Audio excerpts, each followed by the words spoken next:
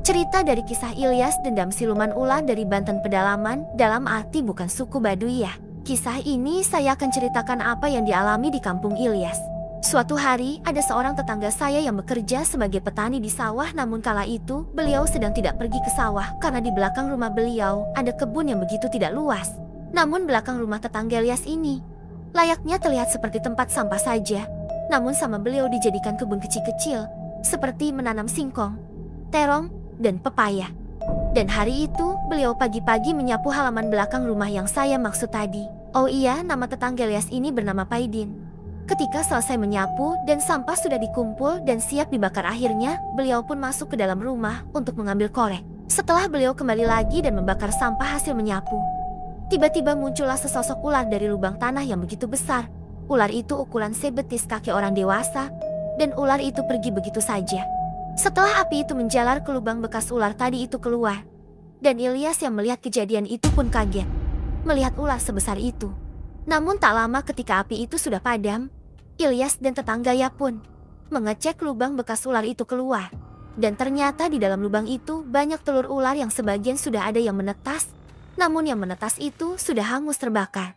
Dan langsung oleh tetangganya, diambil yang sudah mati dan dikuburkan. Sedangkan yang belum menetasnya pun dibiarkan begitu saja tanpa kami sentuh sedikit pun. Tetangganya pun bertanya, "Yas, gimana sama telur ular ini?" tanya Paidin ke Ilyas.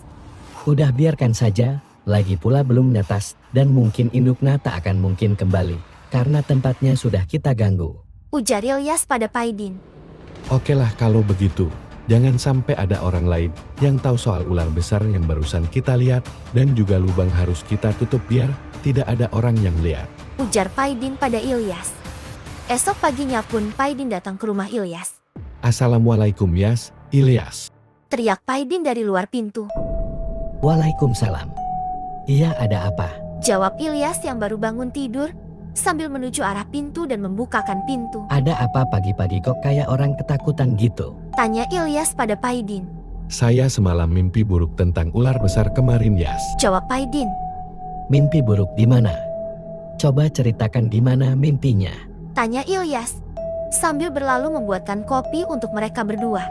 "Jadi semalam saya tidur jam 1.15 menit dan saya bermimpi bahwa dia akan menuntut balas kepada kampung ini yang telah membuat anak-anaknya mati terbakar. Dalam mimpi saya itu, ular itu sudah 3 kali anaknya mati karena ulah manusia yang membakar sampah sembarangan tanpa melihat sekeliling ada lubang, dan terakhir anaknya mati itu sama saya karena terakhir mati kebakar anaknya sama saya juga."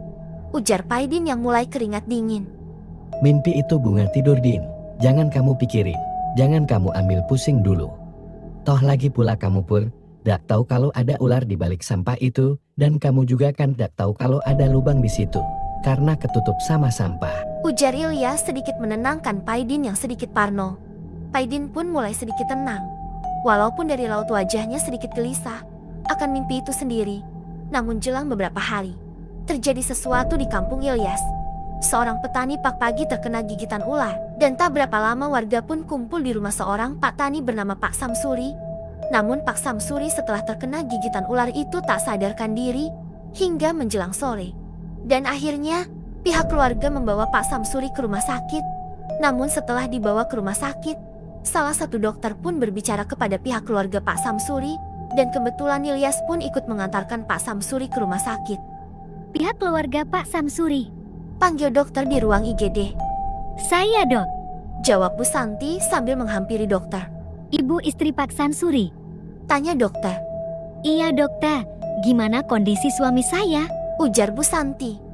Kondisi suami ibu sedang koma.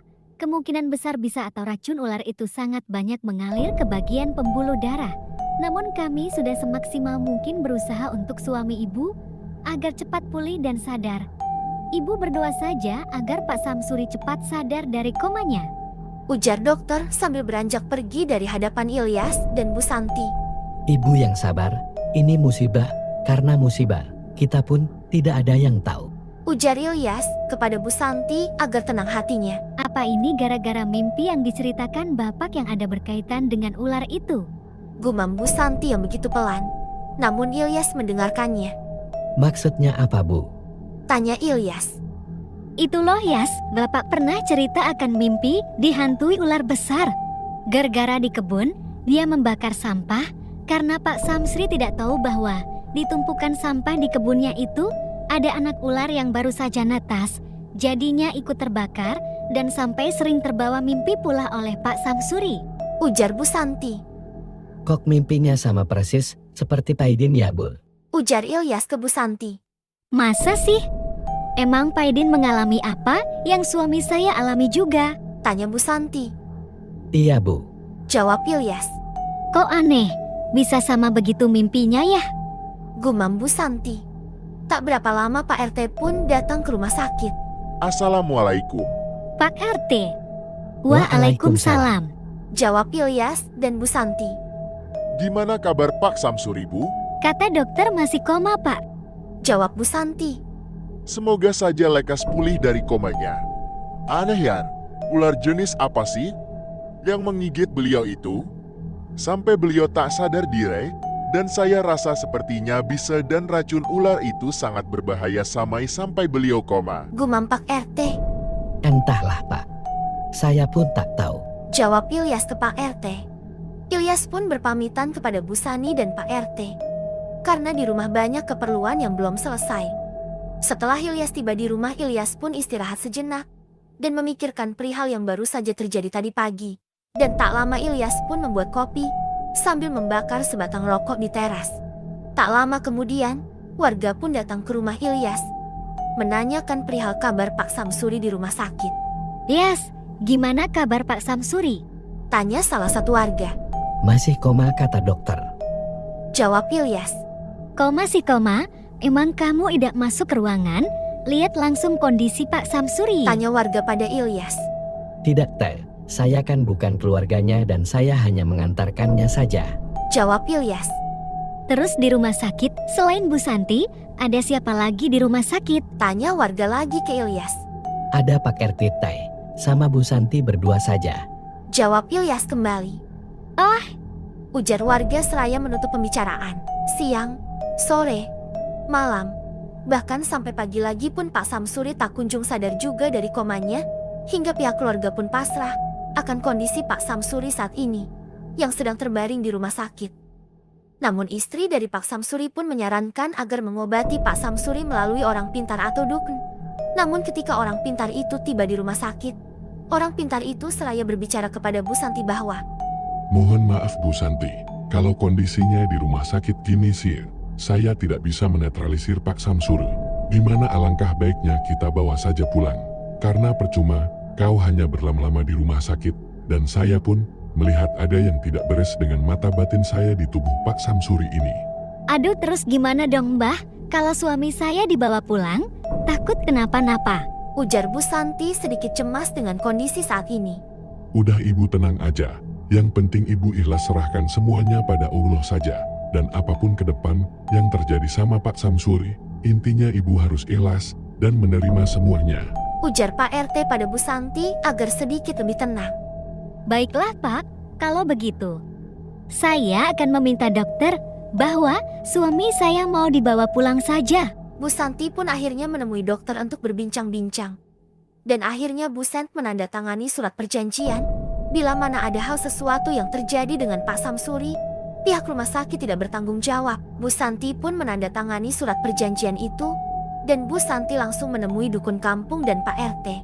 Pak, semua sudah diurus dan sekarang pihak dokter sedang kemari untuk melepas selang infusan. Ujar Bu Santi pada Pak RT. Yah lebih cepat lebih baik, sebelum semuanya terlambat, karena waktu sangat terbatas untuk Pak Samsuri. Ujar Mbah Dukun.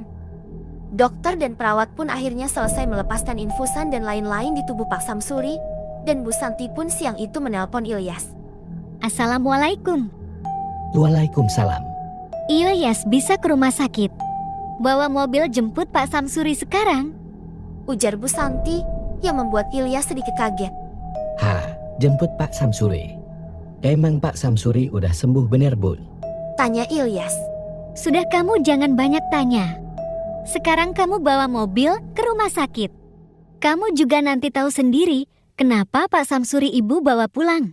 Ujar Bu Santi sedikit menaikkan nada bicaranya di telepon. Baik Bu, saya segera ke sana.